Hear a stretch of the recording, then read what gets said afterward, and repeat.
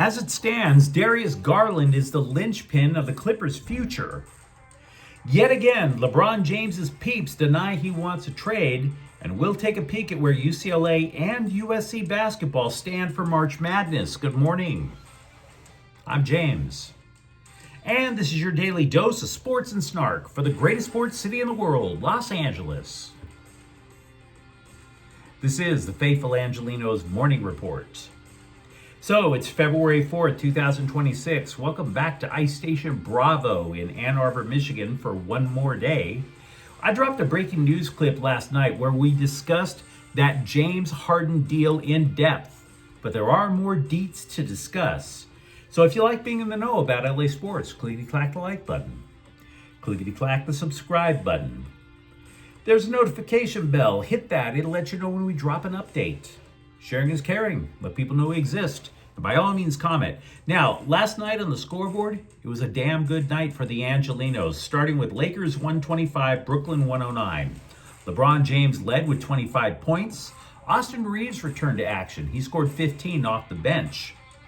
UCLA smacked around Rutgers real good, 98-66. Xavier Booker, 24 points. And USC, well, they slipped past Indiana, 81-75.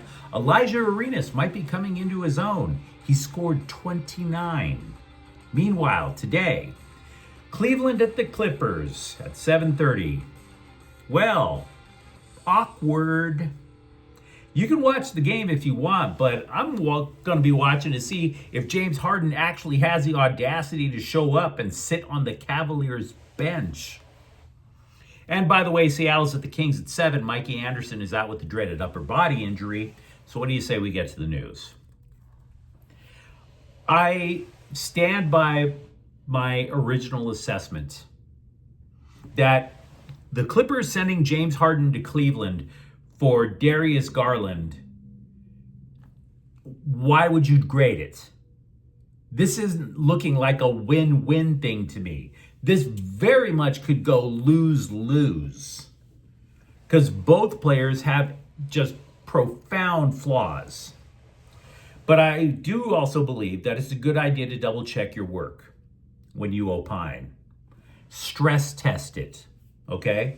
So I took another peek at last night's Thunderbolt, and I've arrived at an unavoidable conclusion that rebuilding the Clippers on the fly rests on the foundation of busted up feet. If Garland, who is a two-time All-Star but every bit as injury prone as Kawhi Leonard, if he can play and play well, then the Clippers probably win the deal. Probably. But he's already missed 25 games this year due to a big toe injury. And he's already had the other foot operated on.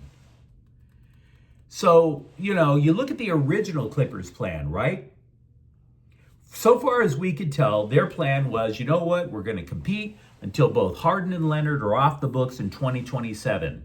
Then you take that money that you save under the cap and you push to add 2 max players.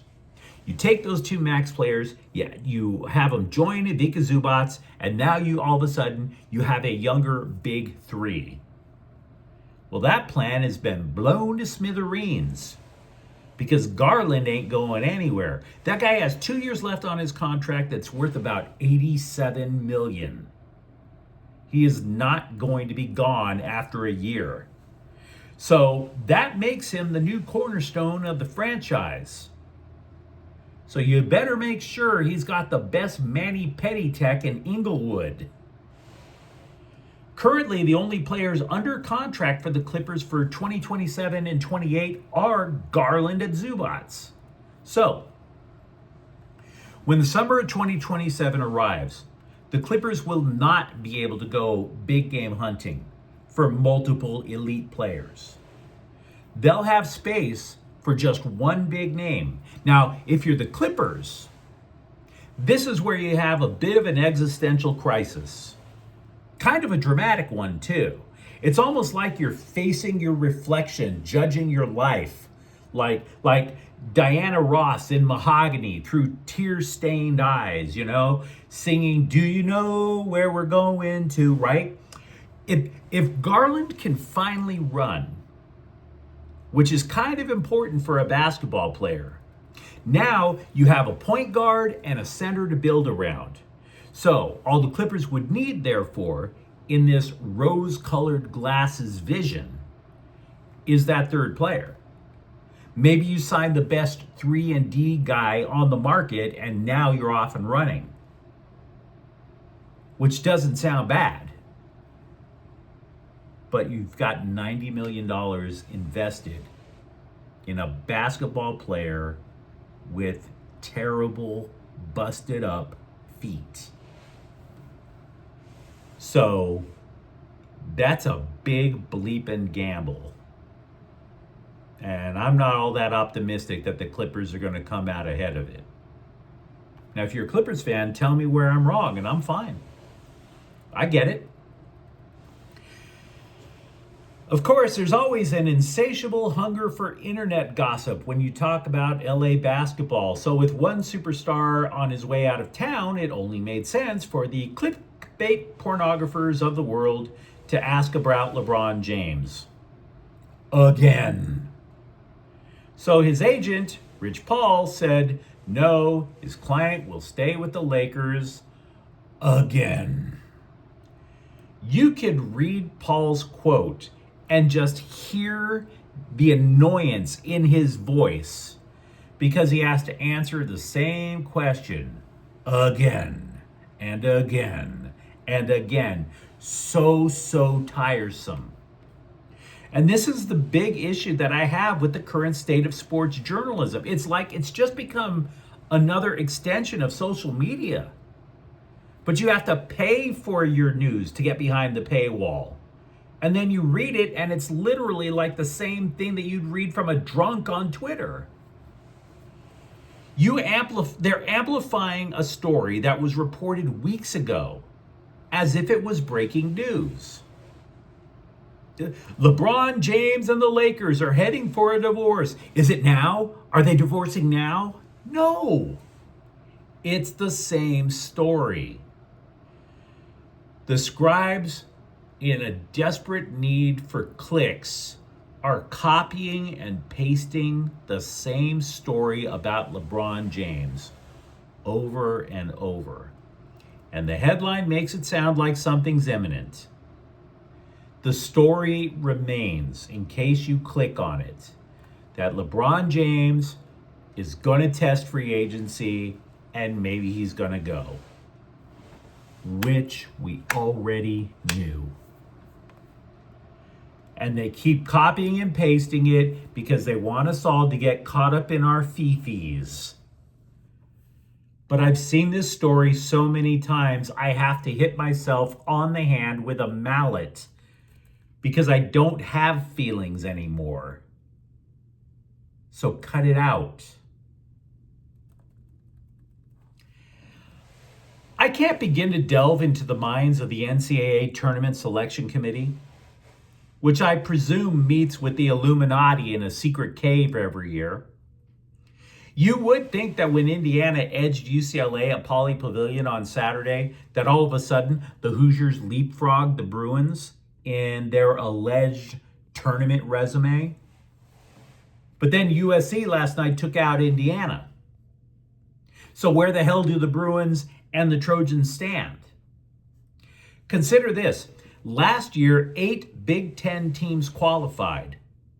Now, even if you're a homer for UCLA or the Trojans, this is a problem. Because you would have to admit, if you watch the Big Ten, Michigan, Illinois, Nebraska, Purdue, and Michigan State, they should all be automatic. They should have their tickets punched. And then you go out and you say, well, you know what? Probably Iowa. And that's 6 of 8. So if you're a Bruins or Trojans fan, you're sitting there going, I hope the selection committee puts down the silver platter of truffles and says we can get more cash by adding more Big Ten teams. Because if it's 8 and Indiana poaches a spot, tough times. And oh, by the way, Ohio State is lurking, and the Buckeyes beat down UCLA earlier this year. Now, both UCLA and USC have a puncher's chance, even if it's still 8. But you have to wonder, because you go schedule watching, and the Bruins have 4 of their last 8 games against ranked teams. They cannot get swept against the ranked teams. Because if they win the other 4, yeah, they get a 20-win season. That's not going to be enough just to say you hit 20. As for USC, the Trojans, they've been treading water, guys. They've been 500 in their last 10 games. Now, they have 2 games left against ranked teams, and both of them are at the Galen Center. So, in my arrogant little opinion for USC, if they handle their business against the rest and they get one upset against a ranked team, I would argue the Trojans are in. I'm not saying UCLA is gone. We also, like I said, the committee could add a team or 2 from the Big Ten. But it's going to get close for both of the local teams, guys. It's going to get close. You can find a list for anything in sports journalism these days. The Athletic compiled its college football top 25 transfer portal classes. So in case you were wondering how Bob Chesney did, I mean, there was just a flood of names in and out. You should care about how the class looks in total. The Bruins were ranked 24th. They added 39 players and lost 28. Now, as you might imagine, the marquee names coming into Westwood played for Chesney at James Madison. That would be running back Wade Knight and 2 defensive linemen, Sahir West and Aiden Gobera. But again, they're ranked 24th. 23 teams, including Cal, were ranked higher.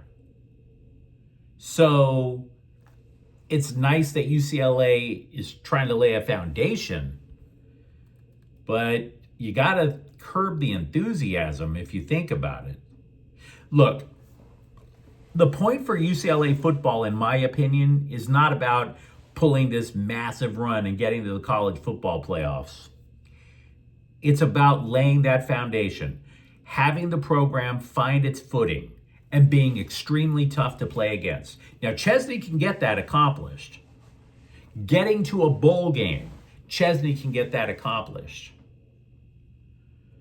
But I don't know how many party hats I would be wanting to wear if I had the 24th ranked anything. By the way, in news for former UCLA guys, Indiana has hired back former UCLA offensive coordinator Tino Sunseri. He's going to be the quarterback's coach. Can somebody do us all a solid and find Michael Ciani a forever home? The outfielder who appears to be the penultimate quadruple A player, you know, too good for the minors, not good enough for a regular spot in the majors. Ciani began the offseason with the Cardinals.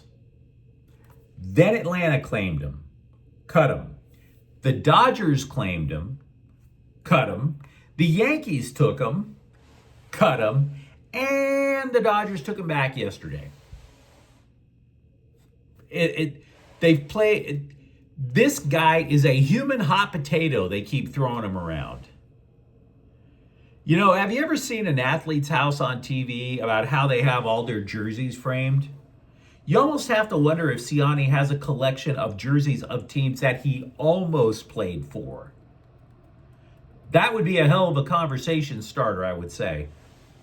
To make room for Ciani, who I presume might make spring training, since it's pitchers and catchers report in less than 2 weeks, the Dodgers cut infielder Andy Ibanez, who was only with the Dodgers for 3 weeks. But you let me know what you think in the comments thread. Talk to me about how you view the Clippers' future now that James Harden is not part of it. And for that matter, where do you see UCLA and USC basketball? And if you enjoyed this update, don't forget to subscribe to Faithful Angelenos. We're talking LA sports every single day here. Thank you for watching. I'm James, and we'll be back tomorrow in somewhere warm. Faithful Angelenos is a Kian Cortel Queso production. Take care.